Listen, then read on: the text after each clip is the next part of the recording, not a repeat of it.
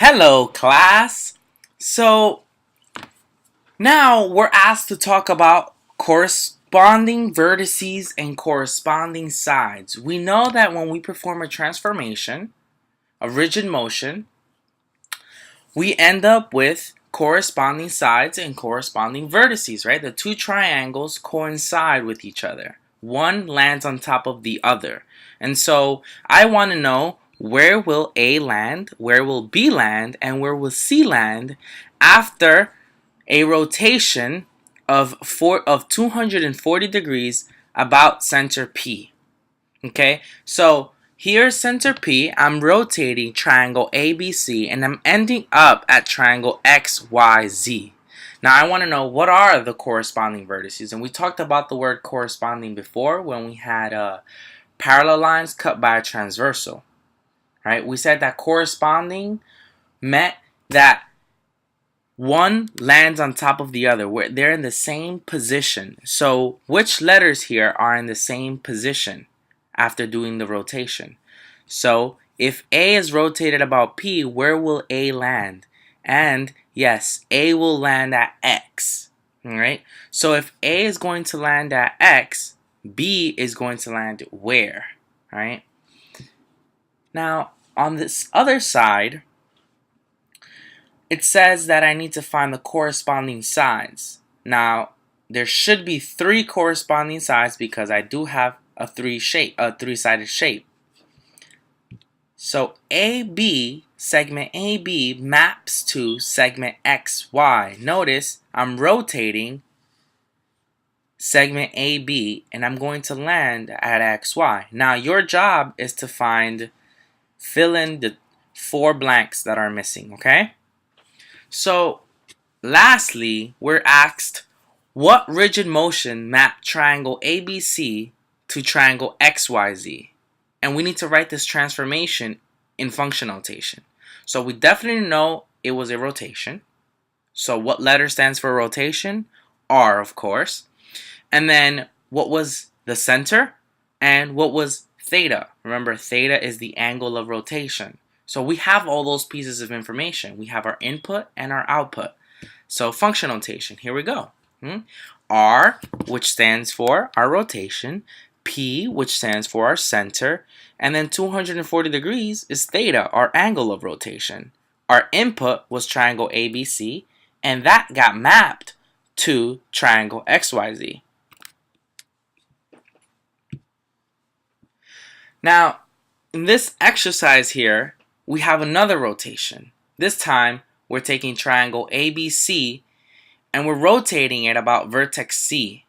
So C is the center as well. And our angle says that it's 80 degrees. Now we need to name the triangle formed by the image of ABC. Okay, so we need to write the name of the triangle that's formed.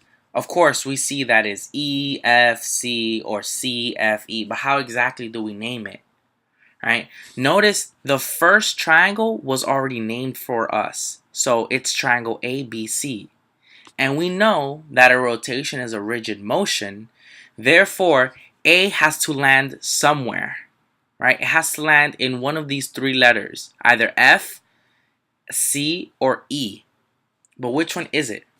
Okay, so where does A map, where does B map, and where does C map? Well, clearly C is going to stay at the same spot because that's the center and we're spinning around it, so it won't move. Now A, right? A is going to map to E and B is going to map to F. So we need to name our triangle that exact same way. So A maps to E. So the first letter is going to be E. And our second letter is going to be F. And our third letter will be C, right? If I look at this naming here, I can already tell which pieces are congruent. A is congruent to E. B is congruent to F. And C is congruent to C. They're corresponding, aren't they? They're in the same spot, in the same position. So just by the naming of the triangles, I can tell which pieces are corresponding. I can also tell that segment EAB is corresponding to segment EF. Can you tell which other segments are corresponding? And the second part of the question says to write the rotation in function notation. Well, then if we're asked to write it in function notation, here it is. R stands for the rotation. C is our center of rotation. 80 is our angle of rotation. And then our input was triangle ABC. Our output, of course, was triangle EFC, wasn't it? And finally, the question also said to name all corresponding angles and sides. Well, just by looking at the name of the triangles, I can tell which ones are corresponding. I know angle A is corresponding to angle E. I know that angle B is corresponding to angle F. And angle C is corresponding to angle C. Now, try to do this on your own. What are all the corresponding sides? Pause the video and find what the corresponding sides are. So here, verify that you got them correct, corresponding angles and your corresponding sides.